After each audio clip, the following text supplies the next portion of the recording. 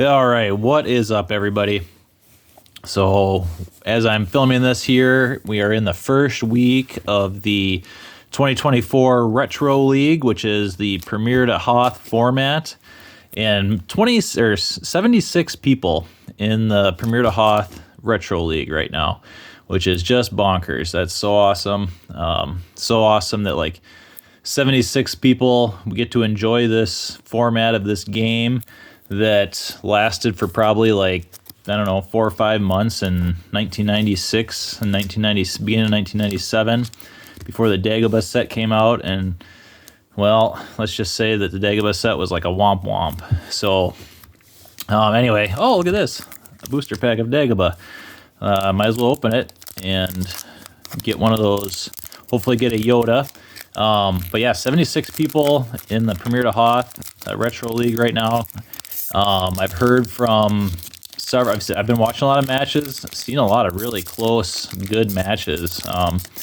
And then I've heard from, I think, 4 people that have told me that they, oh goodness, use scissors on these. I think I've heard from 4 people that told me they've used my decks and they won their first match. So that's awesome. I'm glad that people that are using the decks that I posted about are doing well. You know, beat on those people that haven't been watching my videos. That'd be awesome. But yeah, this will be my 6th video for the Premiere-Hoth decks. And let's see. Yeah, it's probably my last one. The next format, Premiere to Cloud City. I'll try and do a video maybe of a light side or dark side deck, but you know, it's this Cloud City modified format that's going to be the next Retro League format. Is, you know, it's new because they're banning. There's going to be some cards banned. So yeah, I've been working on some decks, and I just don't have a lot of decks, and I don't know that I really want to show, you know, my one deck that I make. Oh, IG88, cool. Hopefully he's like super mint. That'd be nice. So yeah, I don't have a lot of decks for that format, to be able to share. And if I do only have like one light side and one dark side deck, I'm not sure I want to share that. But anyway, this is more of a traditional mains and toys dark side deck.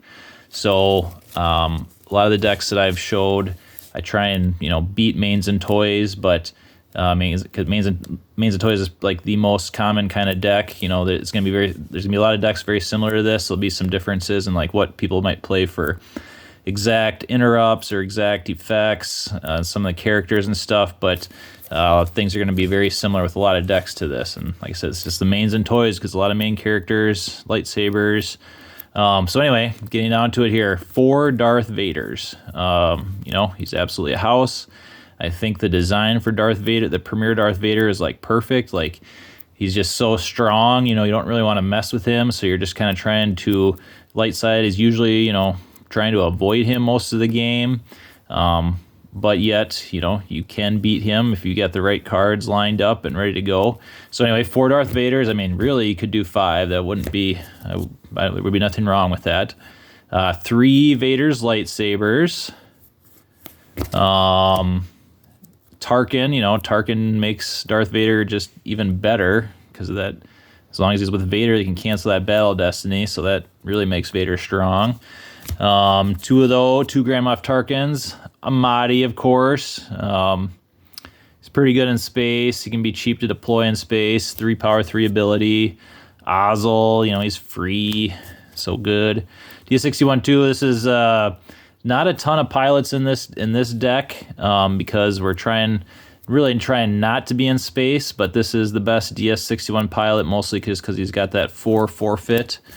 I heard this is pronounced Djas. I don't know, that doesn't make sense to me. I'm like half Norwegian, so it should be Djas if you ask me. But he's good. He's good in the cantina. Good at a lot of sites.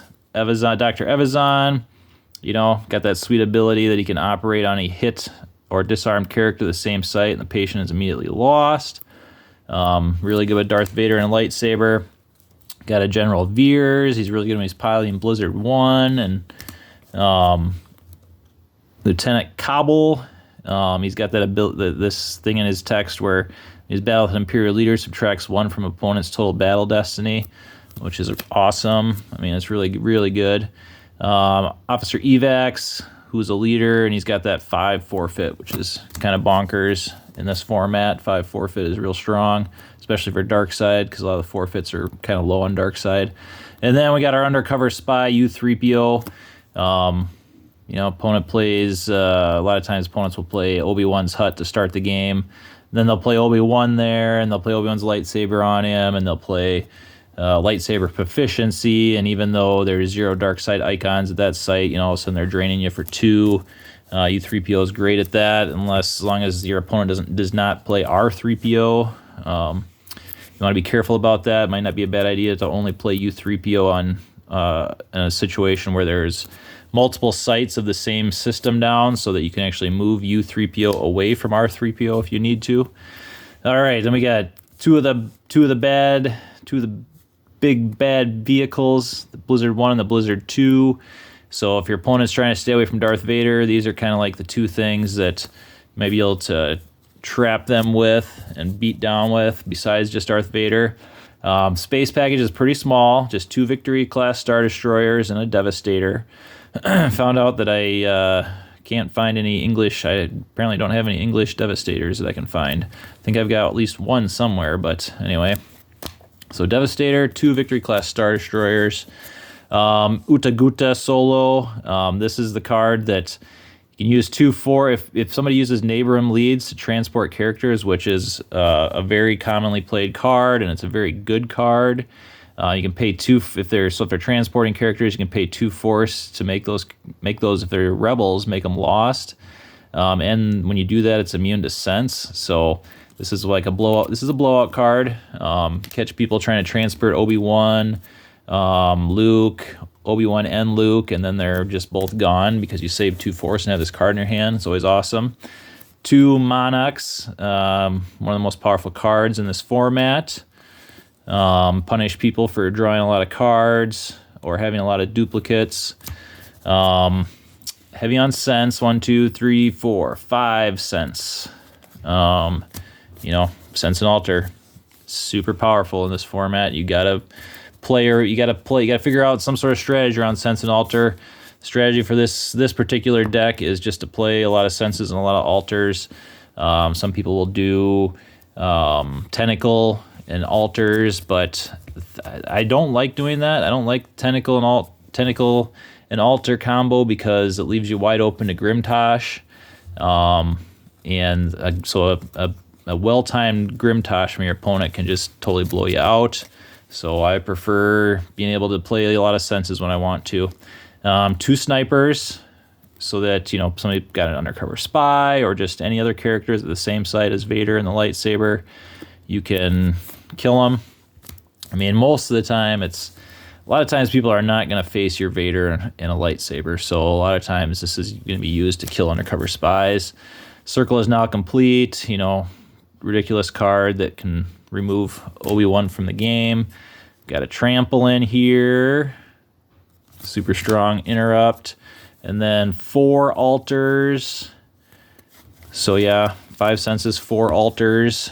I don't know if that's enough even, but 3 Ellis. So, you know, you don't want your opponent just running away from Vader and escaping him and staying away from him. You know, sure, you're gonna get some force drains in and stuff, but you don't want to deploy Vader on like Tatooine, and then your opponent builds up some big armies on like Hoth or something like that and not be able to do anything about it. So 3 Ellis Hellrot so that you can move Vader around. This is the one that the dark side version of the card that transports characters around. You know, you just got to be careful for the light side version that can blow you out. 2 evaders because Revolution. This card gets rid of Revolution, cancels all Revolutions in play because Revolution is ridiculous. It's always great if you have one of these in your starting hand because then you can kind of breathe a sigh of relief. Otherwise, sometimes you're might take your first turn, pass, your opponent goes, and then you're like sitting there like worried about them playing a Revolution on your starting location or something, and then that just wrecks you. 2 I have you now, so that if Vader is in a battle with Luke or Obi-Wan or some other rebel with higher ability, you've got the ability to draw some extra destiny. If you can't hit, it's hard to hit Obi-Wan with a lightsaber in this format, so this way you can at least maybe draw some extra destiny against him and kill him, break that immunity to attrition at least. One Presence of the Force, great card to play down to either increase your force drains at a site or to be able to play down at a site where there's no dark side icons. If you want to like ambush your opponent's characters that are, maybe they got Figure and Dan sitting at a site where there's no dark side icons, and then you play this down and ambush Figure and Dan and kill him with the lightsaber and then overflow him by like 10 or something like that. Might be the game. And then one Disarmed. So I only got 2 effects in here. Presence of the Force, one Disarmed. Disarmed, if you're running against Obi-Wan with his lightsaber or Luke with Anakin's lightsaber, play that Disarmed. Always good. I start with the Death Star War Room. The fourth marker might actually really be the better decision, but yeah, fourth marker really is probably a better decision. I should probably play 2 of this and start with the 4th marker. But anyway, 2 third markers. It's one of the best dark side locations, if not the best dark side location. You get you 2 force icons, gives your opponent 1, but you can force drain +1 there. So yeah, a really good location for dark side. That's why I got 2 of them in there. Two of the Hoth ice planes. Sorry, it's the 5th marker. Okay, so this, like I said, this could be the starting location instead of the Death Star War Room. If I'm using Death Star War Room as a starting location, I'm going to use 2 of these. If I'm using this as a starting location, I'll use 2 Death Star War Rooms. Got a mountain in here just because Imperials and combat vehicles deploy -1, and it gives you 1 force, gives your opponent 0. 2 Wampa Caves. Those locations give you some force, give your opponents none. I do tend to play more locations in my decks than most people, and I think I still think that is the best plan. I mean, it's a lot of the matches that I've seen this week where I've seen a lot of people where they're stuck on like 6 force generation at like turn 8, and you just can't win a game when you have 6 force generation on turn 8. So yeah, I definitely am a big proponent of playing more locations than most people. We've got a cantina in here. Might not be a terrible idea to actually have 2 cantinas in here. Lars Moisture Farm, mostly because if you control it, you get your force drain is +1. And then adding the 1 to each weapon destiny draw is not bad either. That's really going to make sure that you hit somebody there if you're using a lightsaber. And then we've got a Mos Eisley, gives you 2 force, gives your opponent 1 force. And if there's a light side Mos Eisley out and you cover that up with this, that's always good because the light side Mos Eisley is really good. And then I've got this 1 system floating around in the deck because Kashyyyk is really good. Again, gives you 2 force, gives your opponent 1 force, but you can force drain +1 here. So probably the best, might be the best dark side system in the entire game still, even to this day. Just so good. So sometimes a lot of decks that might not be playing any space, drop this down, get one of your Victory class Star Destroyers down there with a pilot, or the Devastator with a pilot on there, and force drain for 2 every turn. Or late in the game too, like your opponent might be ditching their starships to force drains, not thinking that there's going to be anything happening in space. And then once you see them ditching those cards, then you play Kashyyyk down and force drain for 2 a turn, and probably win the game. So yeah, that's my mains and toys deck. Like I said, you can make some changes to some of the interrupts in here for sure. 1 or 2 of the characters you can probably change around, but this is the kind of deck you're going to see quite often, and it's real strong. Any deck with a lot of Darth Vaders in it, and the ability to move Darth Vader around is going to be good. So yeah, hope everybody has fun in the Premiere-Hoth League, and hope everybody that's playing my decks keeps crushing people. May the Force be with you.